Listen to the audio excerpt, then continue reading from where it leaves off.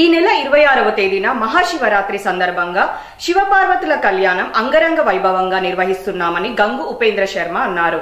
భారతదేశంలో అన్ని శివాలయాల్లో ఈ నెల 26వ తేదీన శివరాత్రి మహోత్సవాలు శివుని జన్మదిన పురస్కరించుకొని నిర్వహిస్తారు.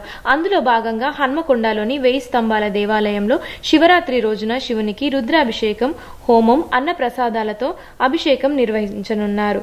ఈ దేవాలయ ప్రత్యేకత, ప్రతి దేవాలయంలో శివునికి ఎదురుగా నందీశ్వరుడు ఉంటాడు. కానీ ఈ దేవాలయంలో సూర్య భగవానుడు సూర్యునికి ఎదురుగా ఉంటాడు. ఈ దేవాలయంలో అన్ని కార్యక్రమాలను అంగరంగ వైభవంగా నిర్వహించుటకు జిల్లా కలెక్టర్ ప్రావీణ్య, పశ్చిమ ఎమ్మెల్యే నాయిని రాజేందర్ రెడ్డి పర్యవేక్షణలో భక్తులకు ఎలాంటి ఇబ్బందులు కలగకుండా ఏర్పాట్లను పరిశీలించనున్నారు. ఈ కార్యక్రమానికి పోలీస్ శాఖ, మున్సిపల్ అధికారులు కలిసికట్టుగా భక్తులకు ఇబ్బంది కలగకుండా ఏర్పాట్లను చేస్తున్నారు.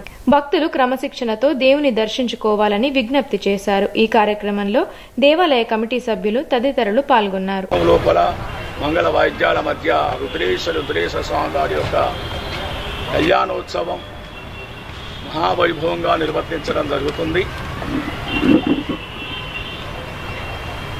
అనంతరం సాంస్కృతిక కార్యక్రమాలు, జాగరణ ఉండేటువంటి భక్తులకు, వారి అందరికీ ఉపవాస దీక్షలు అటువంటి భక్తులందరికీ కూడా ప్రసాద వితరణ, పండ్ల పంపిణీ కూడా జరుగుతుంది. అదేవిధంగా రాష్ట్ర దేవాదాయ ధర్మాదాయ శాఖ మంత్రి కొండా సురేఖ గారు ఇచ్చిన కాడ నుంచి కోఆర్డినేషన్ మీటింగ్ కలెక్టర్ గారి దగ్గర మొన్న రీసెంట్లీ జరిగింది.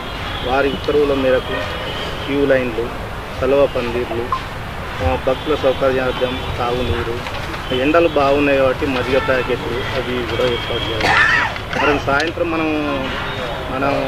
సాయంత్రం పూట మన తెలంగాణలో ఏంటంటే ఒక్క పొద్దు ముగిసిన తర్వాత కందగడ్డతో తిన్న తర్వాత ముగిస్తాం. అంటే